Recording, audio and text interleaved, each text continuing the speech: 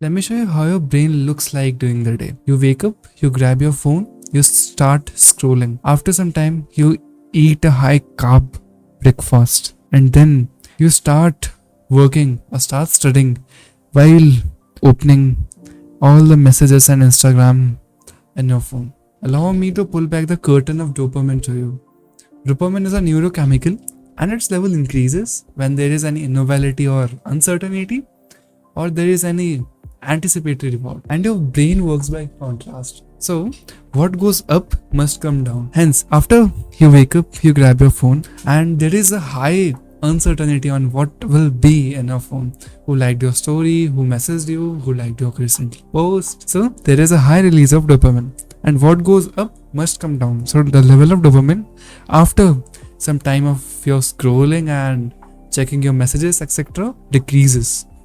And after you eat a high carbohydrate breakfast, that also increases dopamine levels. Or you listen to any high music, high loud music, that also increases dopamine level, and what goes up must come down. So when you get back to your work or while you study, there you are in a low dopamine state. And a recent study shows high dopamine levels enhance memory, increase pattern recognition, and low dopamine levels is bad for learning. During the day, you flood yourself with dopamine.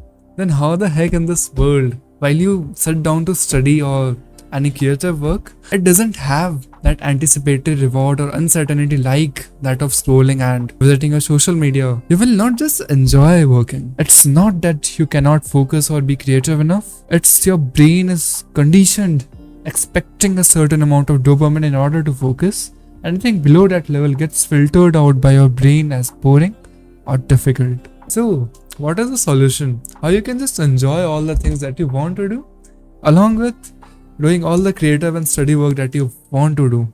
So here is what I suggest. Instead of doing all the stimulatory things in the morning after you wake up, you just load a certain amount of dopamine to the next part of the day, when you do not have anything to do or you have completed all the work. I have designed a specific protocol that I will share you now, so that you can implement and just boost your study and enjoy everything. So the protocol is divided into two parts. First, for those who go to school, college, or any work, or second one who stay at home and do work from home, or there is any holiday in the school or college or something. The first one is, do not use your phone as an alarm clock. Please buy an alarm clock. It will change your life. Remove the phone from your bedroom, because if the phone is next to your bed, you will definitely pick it up. Even after applying all the kind of tactics that you know that exist, you will still grab your phone. If you're very motivated kind of thing, then you will not grab your phone for first 3-4 days, and your old patterns of your brain, old circuits in your brain will fire back and you will ultimately grab the phone. So it is best to remove the phone from your bedroom and use an alarm clock to wake up instead of using phone. Even a small change like using an alarm clock instead of mobile phone can produce significant improvements. So if you use an alarm clock instead of your phone as an alarm, then there is no excuse for you to pick up the phone first thing in the morning. Also, you should not eat high carbohydrate based food. That also increases the dopamine level and interferes with the focus. What to do in the college time or the school time? There's the amount of study needed in the college or school only. No need to study anything at home until it is very necessary or there is exams coming up. Or to actually study in college if profs are not good or you do not just get enough time, or you repeatedly go up to your phone to look for messages and all.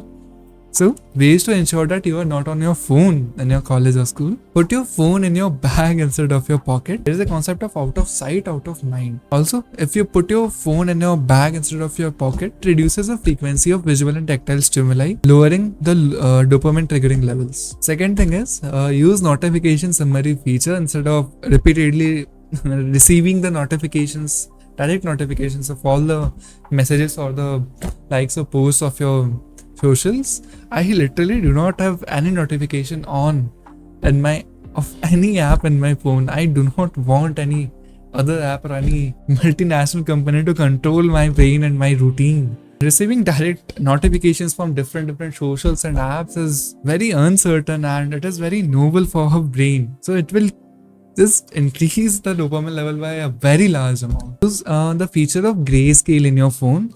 In iPhone it is by default, but Android and you can install any third-party apps or something. So your complete phone will become black and white. Using grayscale on your phone makes scrolling and using those so-called social apps more enjoyable and more exciting. That evokes more levels of dopamine. It is also a psychological hack used by multinational companies to hijack our brain and our attention. It will reduce our screen time by a lot. You can just try. You just give it a try. Listen to me. Just give it a try for 5 days and just watch your screen time. And another thing that you can do, you can just hide the icons of the apps that you use, that social apps and all those addictive apps, so that it would be a friction for you, at least slight a bit to access those apps, and you will get a second thought that you should not use those apps. You can also refer to James Clear article. I will link that in the description. That actually explains this concept of friction in our habits really well. Now, what to do if the profs or teachers in your schools and colleges are not good and they just do not teach anything, or they just read or the PPT and just go away? The thing that you can do is you can train your brain to do self-study, ignoring all the noises that are around. Yes, that is possible. That is really possible. Many of my friends do that, even I do that. We will actually utilize this college or school time if you can really do that. That is a very valuable skill.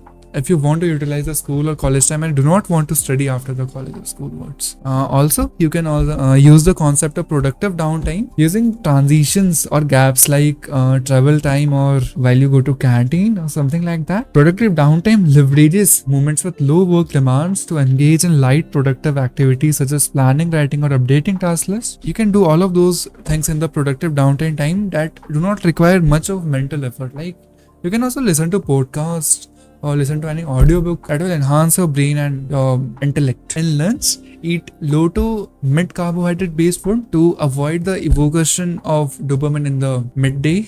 Also, you can socialize if you want, but avoid at any cost, avoid your screen during the lunch period. You are very tempted to do that because you have a very long habit or circuit in your brain for that particular habit to look your phone on while you are doing something.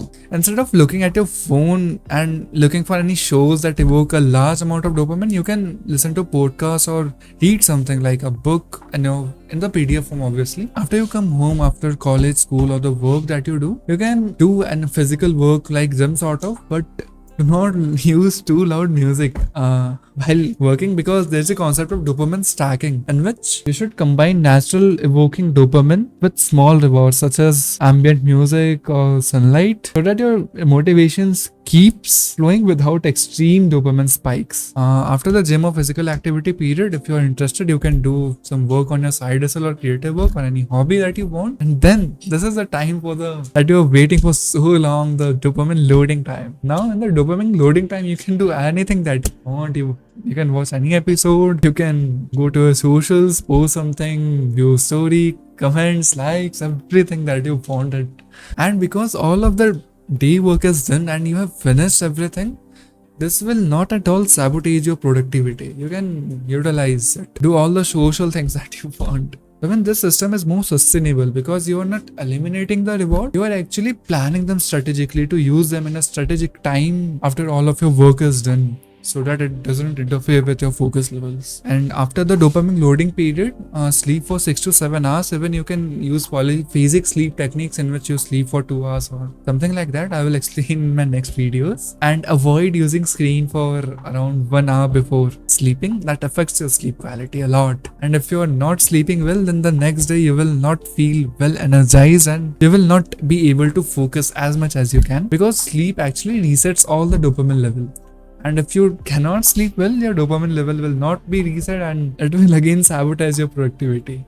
So now normal problems that you will face while doing this dopamine loading set. First of all, if you are addicted, then you have to decrease the time like a bit. Suppose you instantly grab your phone after you wake up, try your best to push it up to maximum levels until you can avoid using your phone. But go at one step at a time. If you are really addicted to your phone and you believe that you are addicted, and do not use this to cope up and not apply my dopamine loading system at all. And what if your willpower fails? You just pick up your phone after you just wake up.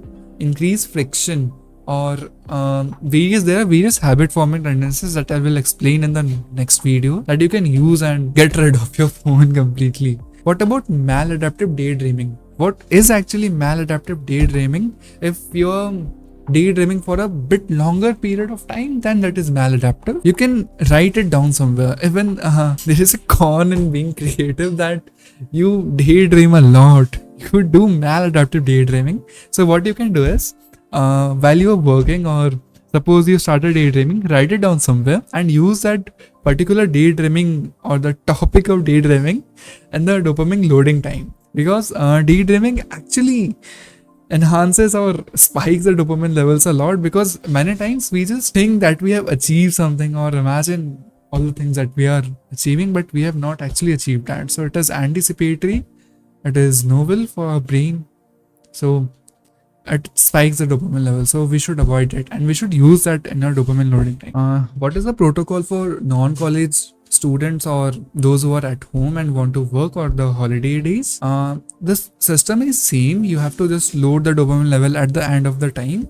Also, you should not eat high carbohydrate food based on lunch and breakfast. You can use the concept of intermittent fasting. Intermittent fasting is like, by restricting food intake to certain time windows, the body undergoes certain metabolic changes that enhances brain function. Also, the blood is not engaged in digesting the food. You will not feel sleepy. You will actually feel energized if you do intermittent fasting. Intermittent fasting is avoiding food intake for a certain bit of morning time so that you can work productively. You can have a deep work session of 3 or 4 hours or something like that.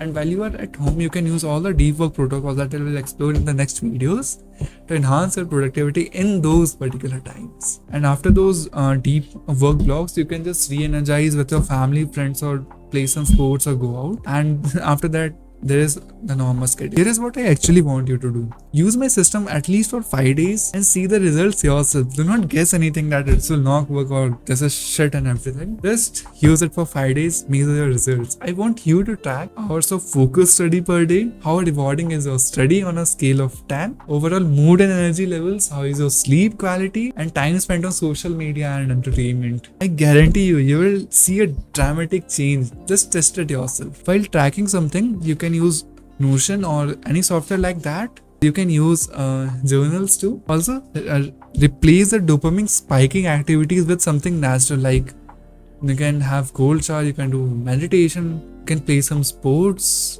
that you like, that you get you into the flow state.